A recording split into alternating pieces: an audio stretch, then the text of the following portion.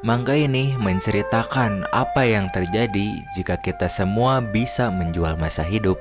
Dan siap-siap nih ya, cerita di manga ini tuh mengandung air mata. Nah, cerita bermula dari seorang cowok yang bernama Kusunoki.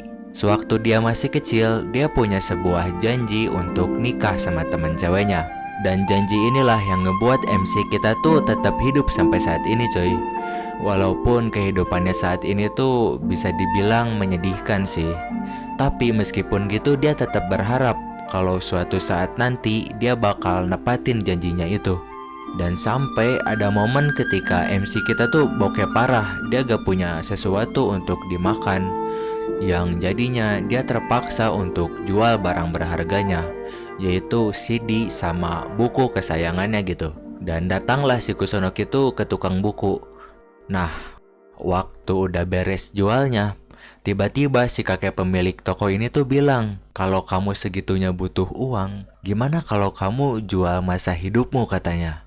Yang udah pasti Kusunoki yang dengar itu pun cuma bisa bengong doang. Soalnya dia ngira kalau si kakek itu lagi bercanda. Dan si kakek pun ngasih tahu alamat yang ngejual masa hidup itu. Nah, bukan berarti si Kusunoki tuh langsung percaya sama perkataannya si kakek. Tapi kalau emang benar seseorang bisa ngejual masa hidupnya, itu pasti enak banget ya kan? Gitu pikirnya. Dan waktu dia datang ke toko CD, pemilik toko ini juga nyaranin untuk datang ke sebuah tempat yang di situ kita bisa ngejual masa hidup. Kurang lebih sama kayak yang si kakek tadi ucapin. Tapi bedanya pemilik toko ini tuh udah pernah ngejual masa hidupnya sendiri coy. Dan arahnya juga sama persis kayak yang si kakek tunjukin gitu. Yang jadinya si Kusunoki tuh datang lah ya. Karena dia tuh masih gak paham sama maksud dari ngejual masa hidup. Tapi waktu dia datang, di sana cuma ada ruangan yang kosong dan juga aneh. Dan tiba-tiba ada seorang cewek yang nyambut Kusunoki. Dia langsung nanya, waktumu, kesehatanmu, atau masa hidupmu katanya. Yang di situ Kusunoki langsung milih masa hidup. Nah, dan gak lama setelah itu, waktu ngevaluasi harganya udah beres, wanita ini tuh ngasih tahu kalau harga dari masa hidupnya Kusunoki itu 300.000 yen doang, gak pakai juta. Yang dimana kalau dirupiahin itu tuh sekitar 31 jutaan lah ya. Dan itu semua harga dari 30 tahunnya si Kusunoki. Karena MC kita tuh memiliki sisa hidup 30 tahun lagi katanya. Dan si Kusunoki yang dengar itu pun udah pasti kaget. Itu sesuatu yang di luar ekspektasinya soalnya, tentang harga ataupun sisa hidupnya. Dan harga dari setiap orang itu beda-beda ya cuy. Tapi karena si Kusunoki itu gak punya pencapaian apapun, makanya nilai kehidupan dia itu kecil gitu. Nah, karena beliau ini tuh udah pasrah dan putus asa, yang jadinya dia tuh ngejual semua 30 tahun hidupnya. Dan sekarang dia cuma punya 3 bulan lagi untuk hidup. Dan dalam perjalanan pulang, dia mikirin kehidupan dia sewaktu dulu. Yang dimana dia tuh dulunya seseorang yang selalu memandang rendah orang lain. Jadi wajar aja lah ya kalau nilai hidupnya itu rendah. Tapi meskipun gitu, ada satu orang yang berharga bagi si Kusunoki, yaitu Himeno, teman masa kecilnya. Nah, dan waktu dia lagi mengingat kenangan masa lalunya, tiba-tiba ada seorang wanita yang datang ke rumahnya. Yang di situ si Kusunoki tuh heran, siapa cewek ini? Dan ternyata cewek ini tuh cewek yang tadi yang pakai kacamata cuy. Dan cewek ini tuh ngejelasin kalau mulai sekarang dia bertugas untuk ngawasi Kusunoki katanya. Yang jadinya 3 bulan sisa hidupnya itu harus didampingi sama cewek ini bejel. Yang udah pasti si Kusunoki tuh keberatan ya kan. Karena sisa hidupnya yang berharga malah diganggu sama orang lain gitu. Misalnya waktu dia mau jalan-jalan, cewek ini tuh ngikutin di belakangnya. Waktu dia lagi di rumah, cewek ini juga ada di rumahnya. Bahkan waktu dia lagi nulis sesuatu tentang apa yang dia pengen sebelum dia udah gak ada, cewek ini tuh ngintip catatannya. Yang bikin si Kusunoki tuh agak malu untuk ngelakuin apa yang dia pengen. Nah, tapi karena hal itulah yang ngebuat si Kusunoki itu berusaha untuk jujur dengan dirinya sendiri. Yang jadinya dia berencana untuk ketemu teman lamanya. Dan singkatnya mereka berdua tuh janjian lah ya. Nah, dan di sini nih, waktu pelayan yang datang untuk nanyain pesanannya apa, di situ si Kusunoki tuh pesan kopi. Dan terus dia nanya ke Miyagi, "Kamu gak mau pesan?" katanya. Tapi si Miyagi tuh malah nyaranin untuk jangan ngobrol sama dirinya di depan banyak orang katanya. Dan udah pasti si Kusunoki tuh bingung ya kan, emangnya kenapa? Dan barulah si Miyagi jelasin kalau keberadaan dirinya itu gak bisa dirasain sama orang lain kecuali Kusunoki. Yang berarti dari pandangan orang lain si Kusunoki itu cuma lagi ngomong sama angin. Waduh, kenapa Miyagi gak kasih tahu dari tadi coba? Dan ini tuh posisi sebelum temannya datang ya coy. Nah, tapi pertemuan bareng temannya itu ternyata bukan sesuatu yang bagus untuk Kusunoki. Karena waktu Kusunoki sama temannya itu reunian, mereka berdua tuh ngobrol-ngobrol kayak biasa. Sampai akhirnya temannya nanya, "Bro, lu masih suka ngegambar gak?" Dan si Kusunoki pun jawab kalau dia udah gak ngegambar lagi semenjak kuliah katanya. Sambil panik, dan kalian tahu apa kata temannya? Dia bilang, "Ya udah pasti sih, gua gak paham lagi kalau lu masih ngegambar." Dia bilang gitu sambil ketawa coy. Dan kata-kata itu mengakhiri semuanya. Dan walaupun si Kusunoki itu udah nyerah untuk ngegambar, tapi itu bukan sesuatu yang boleh diketawain, ya kan? Dan seharusnya temennya juga udah paham akan hal itu gitu. Ternyata dia bukan orang sebaik yang si Kusunoki kira. Dan gak lama kemudian Kusunoki pun pergi dari situ. Dia sadar walaupun bentar lagi dia tewas, itu bukan berarti dunia jadi semakin baik. Dan sesampainya di rumah, Kusunoki tuh nanya ke Miyagi, gimana nasib dirinya kalau seandainya dia gak jual masa hidupnya katanya. Dan Miyagi pun bilang, sama seperti sekarang, dia bakal sendirian selamanya, tanpa dicintai dan tanpa diingat orang lain. Tapi Miyagi bilang, 3 bulan yang akan datang ini udah pasti bakal berbeda dari 30 tahun yang hilang. Nah, Kusunoki yang tahu hal itu pun benar-benar bersyukur karena udah ngejual semua 30 tahun hidupnya. Dan besoknya pun si Kusunoki berniat untuk ambil kapsul waktu. Soalnya waktu dia masih SD, dia tuh pernah nulis surat untuk dirinya di masa depan. Jadi sebelum dia udah gak ada, si Kusunoki tuh pengen ngabulin janji dirinya sewaktu dulu coy. Dan Kusunoki sama Miyagi pun pergi ke sekolah lamanya. Waktu udah malam, setelah dicari-cari, akhirnya dia nemu kapsul waktunya. Tapi anehnya tuh di sana gak ada suratnya Himeno, teman semasa kecilnya itu. Yang kemungkinannya sih dia udah ngambil suratnya duluan. Dan waktu mereka berdua pulang, Miyagi tuh ngasih tahu untuk jangan terlalu berharap sama masa lalu. Karena bisa aja semua itu gak sesuai sama keinginannya. Ya, perkataan si Miyagi itu emang agak tajam sih cuy. Tapi sebenarnya dia tuh peduli sama Kusunoki. Malahan waktu dia lagi nungguin kereta, Miyagi tuh cerita tentang alasan kenapa dia kerja di pekerjaan yang kayak gini. Yang padahal sebelumnya tuh dia belum pernah seterbuka ini ke orang lain gitu. Tapi kalian ingat kan, selain jual masa hidup, di sana juga bisa ngejual kesehatan dan juga waktu. Nah, dan Miyagi itu udah ngejual waktunya selama 30 tahun, sama kayak si Kusunoki. Dan harganya pun sama, yaitu cuma 10.000 yen per tahun. Dan alasan dia ngejual waktunya dikarenakan keluarganya punya utang cuy. Dan di sini MC kita tuh bener-bener serius ngedengerin ceritanya Miyagi. Yang bikin Miyagi tuh seneng karena akhirnya ada orang yang nerima keberadaannya. Dan jarak di antara mereka berdua tuh jadi semakin dekat. Dan waktu mereka berdua udah naik kereta, Kusunoki tuh nanya ke Miyagi tentang kabar Himeno sekarang. Soalnya udah pasti Miyagi itu tahu sesuatu tentang Himeno gitu. Dan di sini tuh Miyagi bakal kasih tahu yang asalkan Kusunoki harus siapin mentalnya katanya. Miyagi cerita kalau Himeno udah melahirkan anak waktu dia umur 17 tahun. Dan gara-gara itu dia dikeluarin dari sekolah. Nah, dan dalam 2 tahun lagi dari sekarang Himeno bakal mengakhiri hidupnya sendiri. Aduh, agak menyedihkan sih.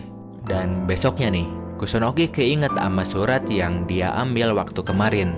Dan ini tuh suratnya si Kusunoki waktu dia masih SD. Nah, waktu dia baca isi suratnya apa, kurang lebih di situ tertulis kalau dia masih sendirian, dia pengen dirinya di masa depan untuk datang menemui Himeno katanya. Nah, meskipun si Kusunoki tuh udah tahu kalau Himeno udah punya anak, tapi dia tetap berencana untuk ketemu sama Himeno. Soalnya ini tuh permintaan dirinya sewaktu kecil. Jadi walaupun rasanya bakal agak menyakitkan, tapi untuk kali ini aja dia pengen ngobrol dan berterima kasih karena udah pernah ada di sampingnya, anjay. Dan karena sekarang udah malam, yang jadinya besok dia berencana untuk nyari tahu alamatnya Himeno, yang udah pasti bareng Mbak Miyagi. Karena si Kusunoki itu harus tetap diawasi ya kan. Nah, yang pertama Kusunoki mau lakuin itu, dia mau pergi ke kampus dulu untuk ngambil peta. Nah, yang kocaknya tuh, waktu udah sampai dia tuh ngajak ngobrol Miyagi kayak biasa, yang padahal Miyagi gak kelihatan sama orang lain ya kan. Dan sambil mereka berdua tuh ngobrol, akhirnya mereka tuh nyampe ke rumahnya Himeno. Tapi karena di rumahnya gak ada siapa-siapa, yang jadinya mereka berdua tuh pergi ke perpustakaan dulu. Dan sampai sore mereka berdua baca buku bareng. Karena di rumahnya Himeno itu masih gak ada orang, mereka pun pergi ke festival untuk ngabisin waktu gitu. Nah, dan di tempat festival inilah akhirnya Kusunoki sama Himeno ketemu. Dan gak pakai lama mereka berdua pun ngobrol-ngobrol lah, sama kayak sewaktu mereka kecil. Dan di sini mereka berdua tuh gak terlalu lama ngobrolnya. Tapi mereka janjian untuk ketemu lagi besok lusa katanya. Yang bikin Kusunoki tuh seneng karena dia ngerasa kalau ini tuh sebuah keajaiban. Dan waktu udah sampai di rumah, si Kusunoki tuh minta tolong ke Miyagi untuk bantuin dia latihan, biar nanti dia gak bikin bosan Himeno gitu. Dan besoknya pun Kusunoki sama Miyagi pergi untuk persiapan. Kusunoki tuh nyari baju yang bagus dan juga potong rambut serapih mungkin. Dan sampailah hari ketika Kusunoki janjian sama Himeno. Dan si Kusunoki itu udah nungguin Himeno sampai jam 5 sore. Tapi anehnya dia belum datang. Dan waktu Kusunoki mau pulang, akhirnya Himeno datang juga. Dia minta maaf datangnya terlambat, soalnya hujan katanya. Dan di sini Kusunoki belum tahu apa yang sekarang Himeno pikirin cuy. Dia gak tahu kalau Himeno tadinya tuh mau tewas di depannya Kusunoki. Tadinya waktu Kusunoki nunggu di tempat ini nih, dia mau lompat dan jatuh tepat di hadapannya. Dia pengen si Kusunoki tuh jadi gak bisa hidup tanpa dia. Karena selama ini Himeno itu benci Kusunoki. Soalnya dari dulu dia gak pernah sadar tentang penderitaannya Himeno. Tapi sekarang dia tahu kalau Kusunoki itu lebih menderita darinya. Gak ada gunanya lagi untuk Himeno balas dendam. Yang jadinya dia pergi dari hadapannya Kusunoki dan ninggalin surat ini. Isi suratnya sama kayak yang gue ceritain tadi ya cuy. Dan Kusunoki yang tahu hal ini pun udah pasti perasaan dia campur aduk. Karena cewek yang selama ini dia suka ternyata benci ke dia gitu. Yang padahal kan dia hidup sendirian selama ini tuh biar gak ngerasain rasa sakit ini gitu. Tapi di satu sisi lain juga keinginan dia untuk ketemu Himeno udah beres. Dan gak lama setelah itu dia ngelempar semua uangnya ke sungai. Nah, di saat Kusunoki sakit hati, di situ ada Miyagi yang berusaha menghiburnya. Bahkan waktu dia lagi tidur pun Miyagi tuh ngelus-ngelus kepalanya Kusunoki. Yang bikin Kusunoki tuh bertekad untuk gak ngerepotin Miyagi lagi. Dan besok pagi waktu dia udah bangun, di situ Miyagi udah gak ada. Dia digantiin sama om-om untuk sementara katanya. Dan setelah panjang lebar ngobrol sama om-om ini, di sini Kusunoki tuh dikasih tahu kalau harga dari masa hidupnya dia tuh bukan seharga 300.000 yen, melainkan cuma 30 yen doang cuy. Yang berarti 1 tahunnya itu cuma 1 yen doang gitu. Yang bikin Kusunoki tuh kepikiran akan hal ini. Tapi yang jadi masalahnya tuh kenapa Miyagi ngasih 300.000 yennya ke orang yang baru pertama kali dia temui. Yang jadinya waktu Miyagi jadi pengawas lagi, si Kusunoki itu ngajak Miyagi ke suatu tempat. Dan di sini dia nanya ke Miyagi, kenapa dia ngelakuin semua ini. Nah, walaupun awalnya Miyagi itu pura-pura gak tahu, tapi akhirnya dia ngejelasin kalau waktu itu dia ngerasa sedih dan juga hampa. Dan gak tahu kenapa dia pengen ngebuat Kusunoki bahagia. Dan emang menurut Miyagi, waktu awalnya tuh Kusunoki pantas cuma dihargai 30 yen doang. Tapi semenjak kejadian di stasiun dan juga ngajak ngobrol Miyagi meskipun itu di tempat umum, itu aja udah bikin Miyagi bahagia. Dan karena alasan itulah Miyagi ngungkapin perasaannya kalau dia tuh suka ke Kusunoki. Dia juga minta maaf udah ngebohongin Kusunoki. Kalau Kusunoki marah, dia boleh ngelakuin apa aja ke dirinya katanya. Dan tiba-tiba Kusunoki pun meluk Miyagi coy. Yang bikin Miyagi nangis. Karena kalau dia diginiin, sampai mati pun dia gak akan bisa ngelupain Kusunoki katanya. Nah, dan mulai sekarang yang MC kita lakuin itu, dia pengen bikin dirinya jadi sosok yang gak terlupakan bagi Miyagi, yaitu dengan cara bikin kenangan indah bareng Miyagi. Gak peduli apa kata orang, mau dia dianggap orang gila atau apa, yang terpenting Miyagi bahagia. Dan gak lama kemudian sampai-sampai si Kusunoki itu terkenal di kota ini, karena orang-orang nganggap kalau dia itu orang gak jelas yang suka ngomong sendiri. Tapi ada juga yang ngerasa terhibur sama kelakuannya Kusunoki. Ya rupa-rupa coy. Dan seiring berjalannya waktu, orang-orang mulai nerima keberadaannya Miyagi. Tapi bukan berarti mereka itu percaya. Mereka cuma ngeladenin dan juga nerima kelakuannya si Kusunoki gitu. Dan di satu sisi lain, Kusunoki juga suka sama suasana ini. Karena disukai banyak orang juga, itu merupakan salah satu keinginan dia. Dia benar-benar gak nyangka kalau orang yang dihargai 30 yen doang bisa sebahagia ini. Dan itu semua gak akan bisa terjadi tanpa adanya Miyagi. Dan karena itu, dia pun berterima kasih ke Miyagi karena udah ngebuat dirinya terkenal di kota ini. Nah, dan waktu Miyagi libur jadi pengawas, di situ Kusunoki pun berniat ngejual semua masa hidupnya yang tersisa 30 hari lagi. Selagi masih ada sisa hidup itu bisa dilakuin ya coy BTW. Dan kalian inget kan alasan Miyagi kerja di sini itu dikarenakan dia punya utang.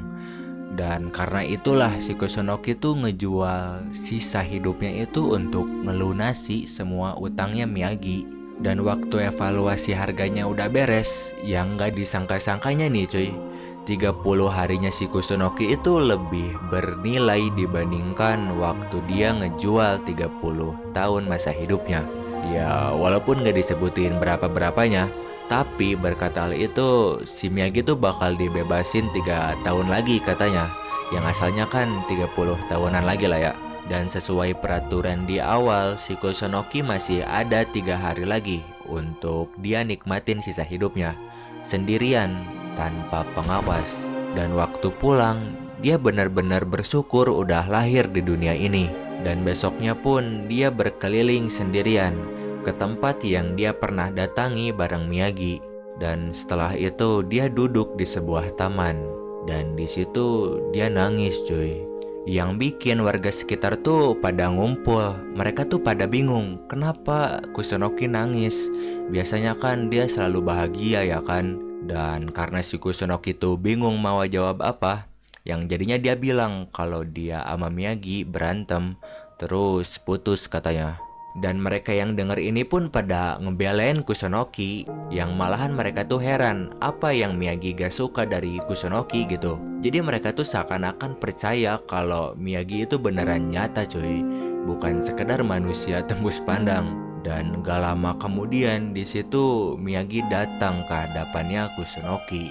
Dan karena Miyagi tuh gak lagi bertugas jadi pengawas, udah pasti karena hal itu warga sekitar pun akhirnya bisa ngeliat sosok Miyagi, seseorang yang selama ini ada di sampingnya Kusunoki.